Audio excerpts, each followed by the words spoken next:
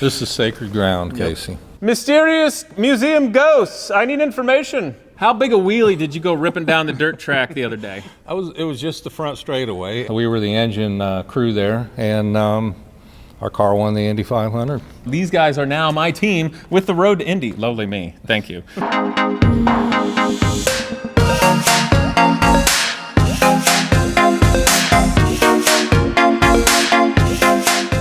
KW makes the perfect suspension for every demand. Find them in the description below. What's up, people? We're at a very special place, and I think some of you Uber fans are gonna know what I'm standing by for my campfire light tonight. But come with me, I wanna show you something amazing. So we're gonna have a fun little journey through the darkness. But I wanted to bring you here because I wanted to talk about dreams. Because as campy as that might sound, that's what fuels everything of human history. Art, sport, desire, engineering, everything. And this is a car channel. I love cars, but the thing that is most special to me is probably the most special race in the world, and one that's all American. So let's have a little fun. Hit it. We are at the Indianapolis Motor Speedway Museum, and this is a special night. We're not gonna go through all of the cars. I actually have some very cool people here because my journey that relates to Indy cars, well, it started when I was a little kid and watched it on TV for the first time, and coming to the museum with my kid, as a kid with my parents, and starting the dream. But those dreams for everyone else who's ever competed here as a driver, or mechanic, owner, and every single spectator is something that we all resonate with. But more recently, I decided I get to do a little driving. And you see me wearing a Legacy Autosport hat, and you may have seen that I'm going to do some Road to Indy driving in Pro 2000. So I don't know how far that dream will go, and that's the exciting thing about life. That's the exciting thing about competition and the journey. For all the amazing cars here and all the amazing people that are highlighted on the walls in history, that journey went a long way. It took them very far. Over here, you'll see at the museum, I believe through March, is a Rick Mears exhibit that showcases everything from off-road cars in the other building to many of his Indy 500 winning cars, and obviously some amazing Team Penske cars here that won the Indy 500. And we started our journey tonight with the Borg Warner Trophy. Me basking in its glow like a peasant wannabe that I am right now, but the journey comes. So I want to introduce you to some guys. I happen to have here the Meyer family. So the first question is, so since you guys' family has been tied into IndyCar racing since the 1920s, do you guys just lurk here in the dark all the time? Only for you. Only for me? You do? Are you sure? This is sacred ground, Casey. Yes, it is. It is. Well, guys, what I got here, I've got Butch Meyer and Mike Meyer. And you may know that last name because in 1928, your great-granddad and your granddad won the Indy 500 in a Miller-powered car, a real pretty gold one over here. And we're going to take a look at that. Now, Butch here has been an engine builder since you were how old? 11 years.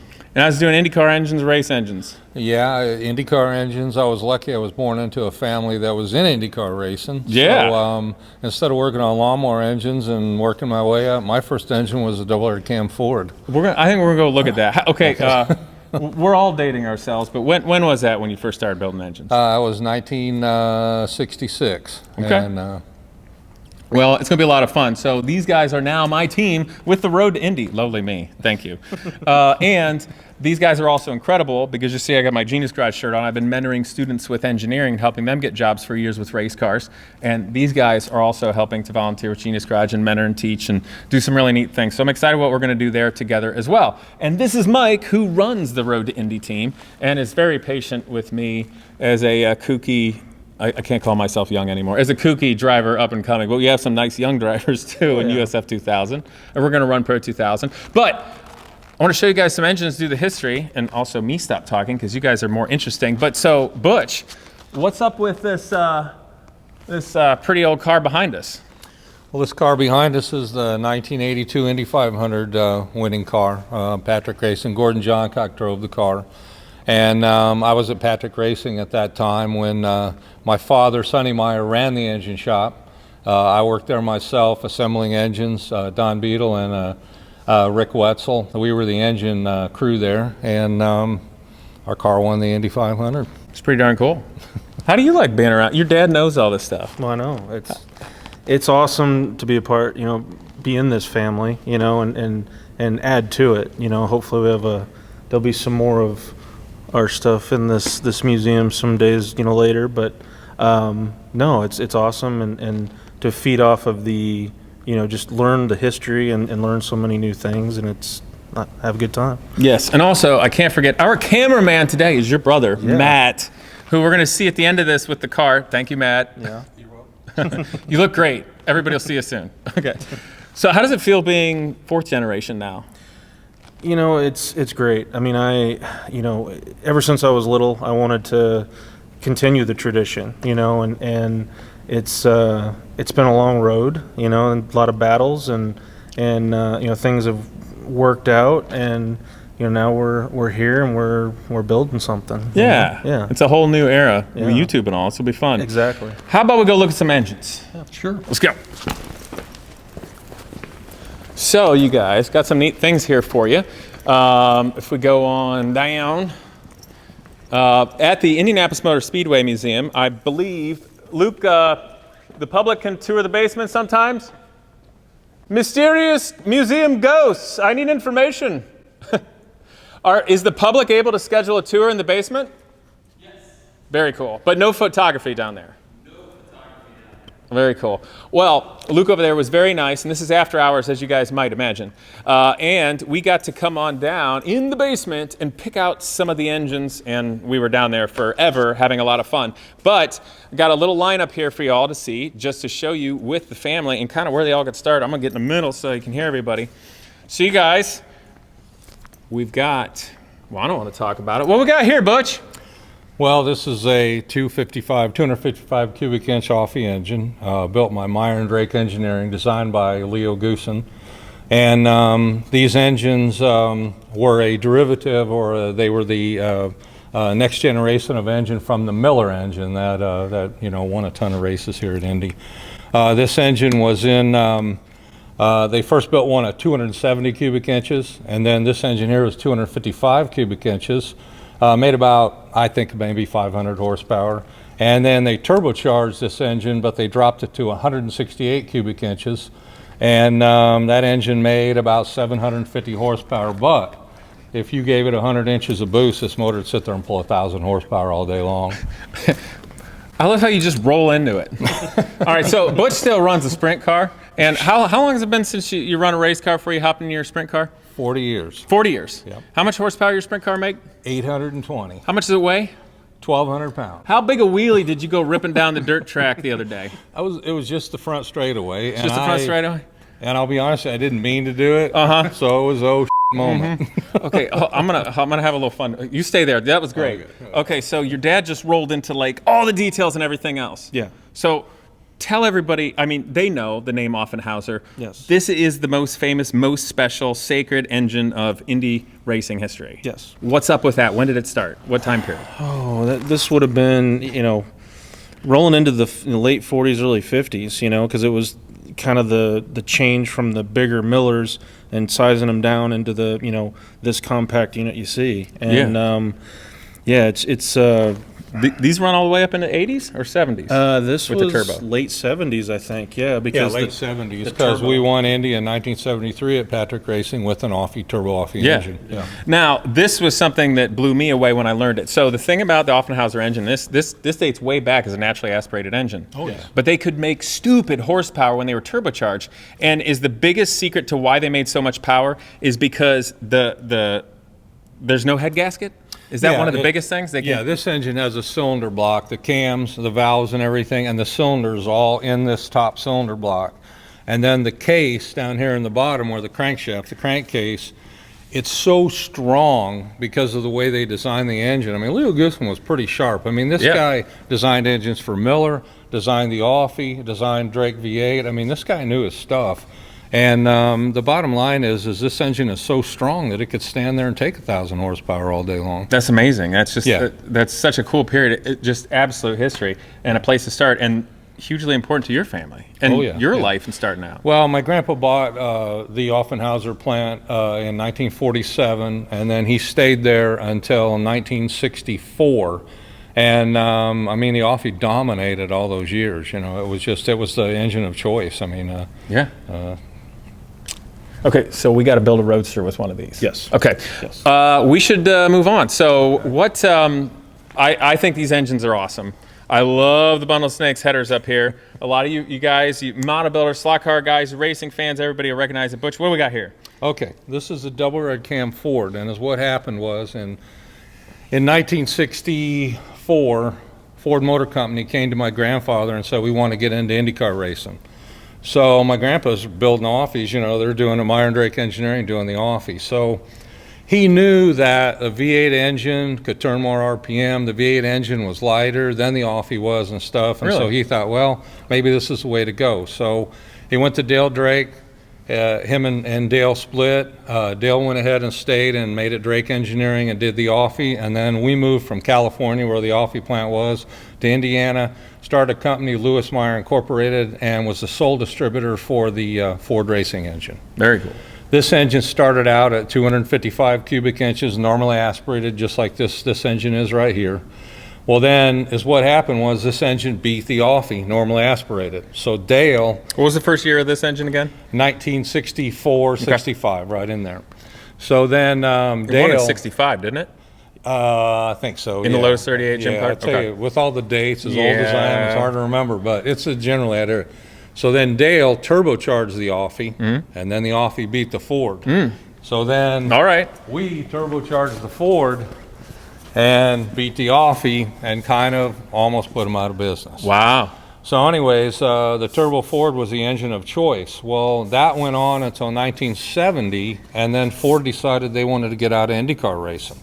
So my grandfather had the option of buying everything and continuing on with the program, but he knew that another motor was coming along from Formula One, and he thought, you know, that motor is probably going to be better than this one, because this motor, I mean, as things evolve, things get lighter, things get stronger, and so he knew that this motor was kind of outdated. So all the parts to this motor was sold to A.J. Foyt. I see. And Foyt turned this into the Foyt Ford. Oh, I see. So anyways, and Foyt did run this motor, I don't know how many years, but he did run this motor for quite a long time. Very cool. So, now, you mentioned the Grand Prix engine. Is that the infamous Cosworth DFE? Right. Well, it's a DFX. Right, because then it became turbocharged for Indy racing, yeah? Yes. This is the Cosworth DFX, and it was 161 cubic inches. It was turbocharged. At that time, they started using pop-off valves, and they controlled the boost. This motor would make gobs of horsepower, but because they had the pop-off valve on it, they regulated it, and we were right at about 700 horsepower. Okay. What kind of power you think the DFX could have made unregulated for a full 500 miles? Man, I don't know. You know, I tell you what, it wasn't so much the power that killed the motor, it was the RPM. If you try to wind the thing too tight, it's the valve train and stuff. But I would say the thing probably make 900 horsepower easy. You know, I mean, if you put enough boost to it and everything. Now, these were, when did these first start running? Because to me, this is the 1980s to me. Right. I'm pretty sure, I don't know the start history of it, but they ran them in Europe in Formula One, and that's why they, in fact, I think they ran these till about 1980, 81 in Formula One. Yeah, something like that. And then a gentleman named Larry Slutter, who worked at Vels Parnelli Jones Ford, he got a hold of this engine and from Cosworth and did the development to make it for an IndyCar. Yeah. And then in turn, Larry Slutter took over Cosworth of America and ran Cosworth in California. Got it. And Larry Slutter used to be an engine builder at Lewis Meyer Incorporated when we had the Ford deal back in the 60s. Got it. So it's kind of a small knit family, you know. I'm coming right back to that. You there. Yes. So how do these engines make you feel? I freaking love these things, but what does it mean to you? You know, it reminds me when I was a little kid. My dad would take me to the shops on the weekends, and he'd show me how to wash the parts, and I learned so much about the engines. He taught me so much. I watched him run the dyno. That was a lot of fun. I was watching him run the dyno. Yeah. Just the hearing the noises, the raw power, and everything. And one of the really cool things was seeing it from start to finish of him building the engine. And the thing that always fascinated me is how, you know, clean and anal he was on everything. You know, everything on the bench was laid out perfect. You know, everything was wiped off. You never use a red shop rag when you build an engine because that'll wipe your bearings out. You know, all the little details that over the years just kind of, you know, you watch all that, you know, culminate when he's building that engine. So As a little kid, you realized it was special. it was really cool, you know, and it's all that stuff I remember now, you know, just all the stuff that he taught me, you know. For sure. Well, Butch, now you've done a whole heck of a lot since then. What, kind of in short, what did you do kind of after this time period in the 90s and whatnot? Well, after this engine here, Pat Patrick got in with Chevrolet with Mario Ilian and Paul Morgan on the Ilmor engine, and that was what was coming along in IndyCar. So they sent me to England for a few months, and I trained under Mario Ilian and Paul Morgan, and they taught me basically how they wanted me to build the engines. Because Mario was really fussy about how everything was done, so he wanted to make sure you did it his way.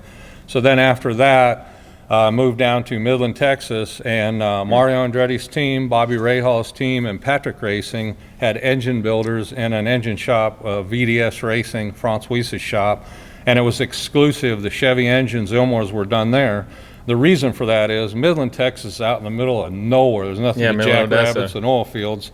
They didn't want any secrets to the motor getting out, and so they moved us all down there, and we all worked out of one shop. And then it made it easy for the development, because as that motor was being built, we had problems with cylinder heads, valve seats falling out, different things breaking and stuff. So with everybody under one roof, they could get those problems, get them fixed, and continue, and then that evolved into the Ilmor engine. Did, if everybody ended up down in Midland, to have anything to do with Jim Hall being down there?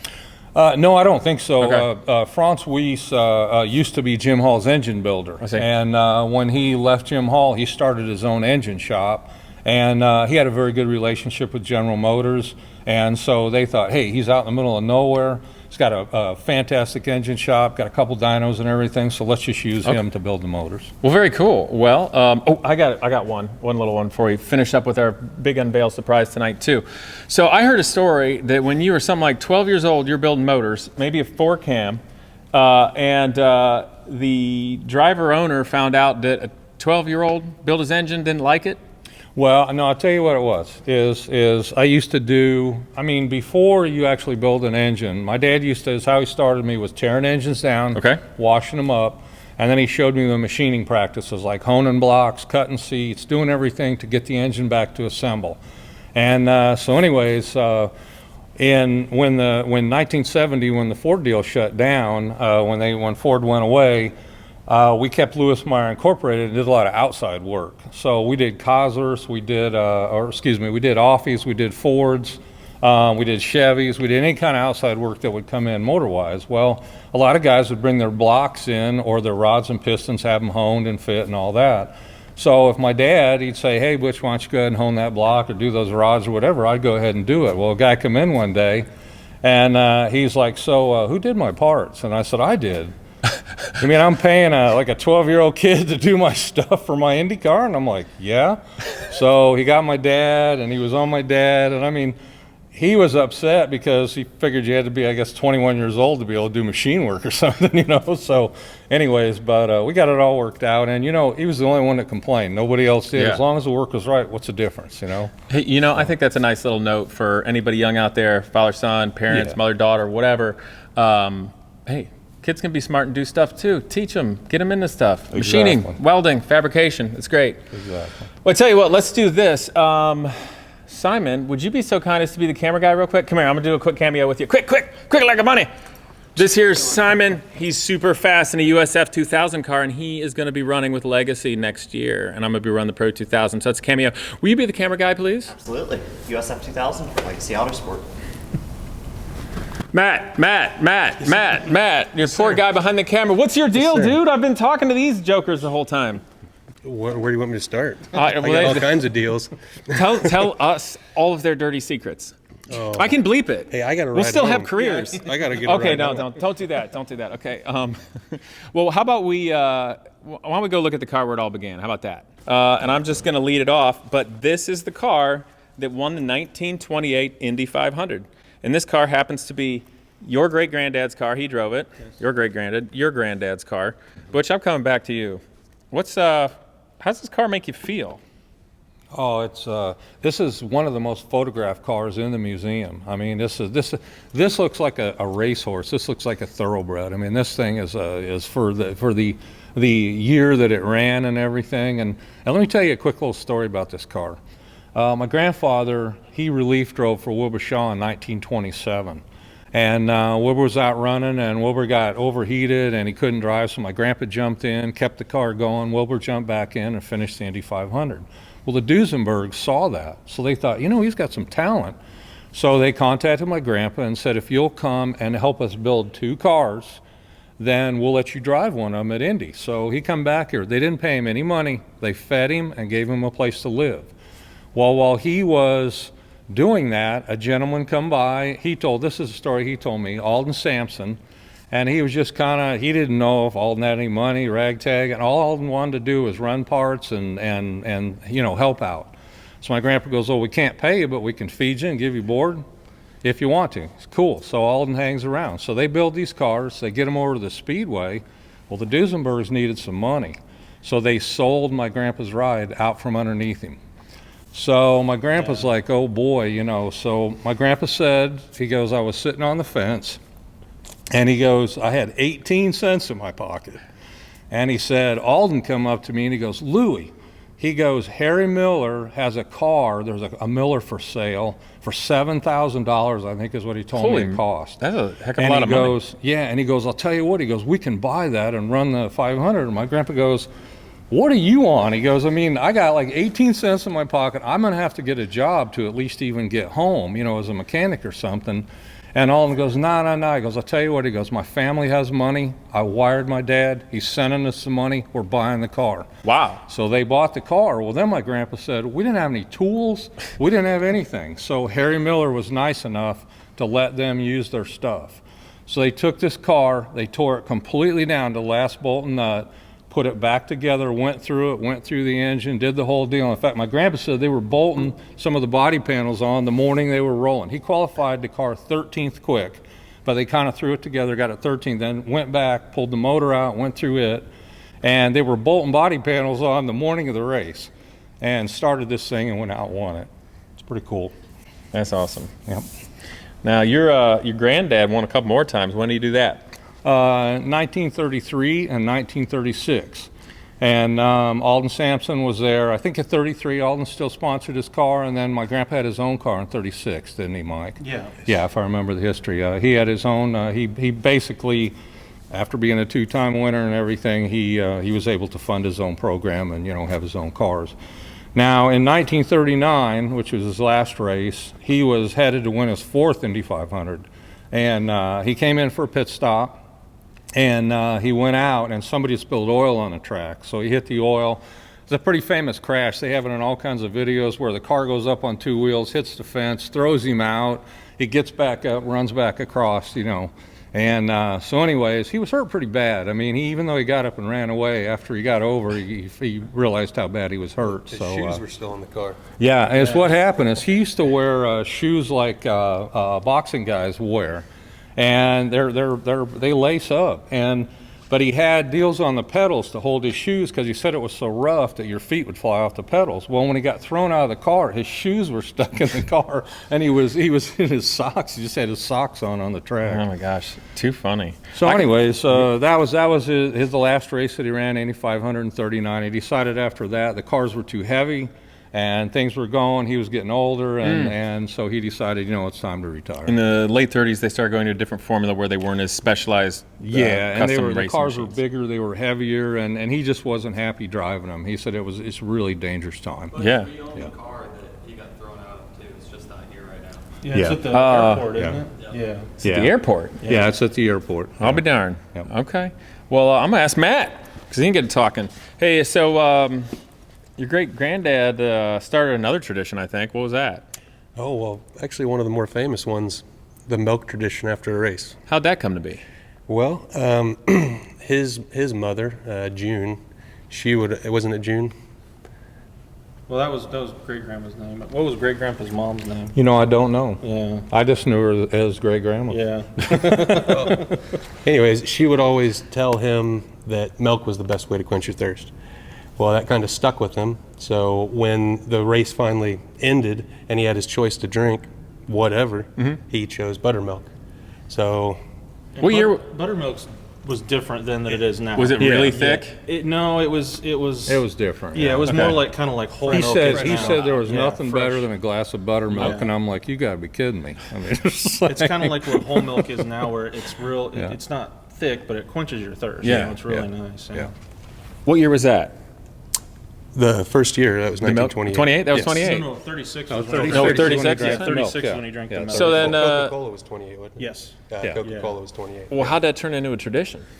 The American Dairy Association saw in the newspaper he was in victory lane holding up the third, his third time winning, and he had milk mustache and a bottle of milk, and they were like, "Let's do this," So they got a hold of the speedway, and that's it ended up becoming a tradition. I think more into the almost the 50s, like a constant thing. Yeah. and it's been ever since then. Another thing too that started in '36 was it was the first year they gave away the pace card to the driver. Oh, really? He got a Packard. 36. Yeah, We got a he said, Packard. man, he goes, I drove that Packard everywhere. He goes, it was like a daily driver because And then it was the first year they gave out the BorgWarner Trophy. And so he got the first actual. It wasn't like now the little trophy. It was on a plaque, and it had Okay. like half the BorgWarner. But yeah, those three traditions basically started in 1936. Wow, how cool is that? Yeah. Well, guys, this is a little longer video, but I thought an amazing one for history. Even if you're not an IndyCar fan, I think you'd enjoy it. But hopefully this will help make you an IndyCar fan. But the museum's actually going to be nice enough that during this weekend, Halloween weekend, I'm here testing the Pro 2000 car. Our camera guys testing the USF 2000 car as well. But they're actually going to wheel this car out, and they're going to get a real neat photo with the family here on the Yard of Bricks again. So I'm really excited about that. Have you guys haven't gotten to do that sort of No, thing? my dad, Sonny Meyer, got to do it, and but I never did get to do that. And that's going to be awesome. I think it's going to be a lot of fun. And so, guys, I couldn't be more excited to be working with you guys. It's Hey, fun. We're excited working with you too. Thanks. Means a lot, actually. No BS, real racers. IndyCar, All-American. It's fun. Smart people building their dreams and going after it. So we're going to just keep going after our dreams and have a little fun. So I hope you guys are clicking that bell and subscribing. Also, please, when you go out there on social media, like the Indy Motor Speedway Museum or IMS Museum for all the ats and all social medias. And actually, it's Indianapolis Motor Speedway Museum, but that's a lot of consonants and vowels and talking. But after you do that, of course, go like everything Legacy Autosport. That is the team we're driving with. These guys are amazing. Going to be helping with Genius Garage and the students, all of my driving. And I can't wait to see what adventures we have and where we get to go. But it's going to be fun. So come along for the ride, guys, and see you next time. Well, a huge thank you to Crushproof Tubing Company. Since 1949 in Macomb, Ohio, they've been manufacturing custom rubber and plastic tubes for every industry imaginable. No tooling or mold costs, fast and free custom samples, and American-made quality is what sets them apart. But for me, I'm most excited about their exhaust evacuation kit. Different modular pieces and their convoluted custom hoses make it so that I can adapt any car, truck, or motorcycle with an internal combustion engine to get those exhaust gases out of my shop so I can keep working in safety and comfort. But beyond just that, they build a variety of hoses for a custom OEM world. You'll see stretchable drain tubing and bellows, as well as agriculture, medical, and military. So again, guys, Crushproof Tubing Company, crushproof.com, and go down in the description below to see where to get your free samples for industry or your exhaust tubing.